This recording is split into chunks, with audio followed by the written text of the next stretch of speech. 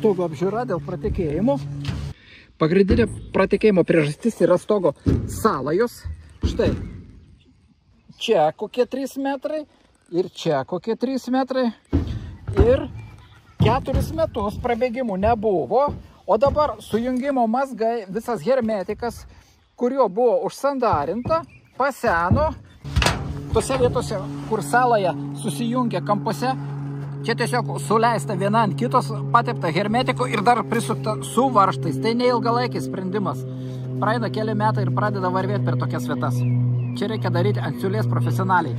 Taip pat ir čia, netgi prieš išsrovę sumontuota. Vanduo lenda po skarda, čia turėjo perdengimas į kitą pusę būti. Dabar toliau sąlaja aukščiau. Čia taip pat prisukta per žemai varžtai. Reikėjo aukščiau, tada nebūtų prabėgimų. Toliau, čia nuolydis labai mažas ir varžtai susukti iškart į kraštą. Kapiliarinis efektas. Vanduo patraukia vandenį, vanduo pakyla ir aplink varžtus per mikroplyšius varva į stogo sluoksnius, į paketą. Taip pat stoglangis sumontuotas. Štai čia įpjauta skarda, įleistas, o čia skylė. Vanduo bėga per čia, lenda ir ta vietas netgi dubimas čia toks. Taigi čia pratekėjimas garantuotas. Toj pusėje stoglangių pusėje čia irgi neteisingai perdengimas padarytas.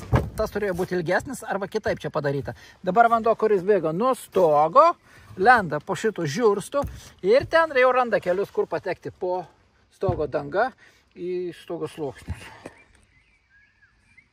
Kitoj pusėje, čia tas pas prisukinėta varžtų, dar neaišku, koks čia perdengimo ilgis, nes čia reikia atsukti varžtus pasižiūrėti. Čia taip pat varžtai per žemai. Tam galia taip pat prisukta varžta ant kampo.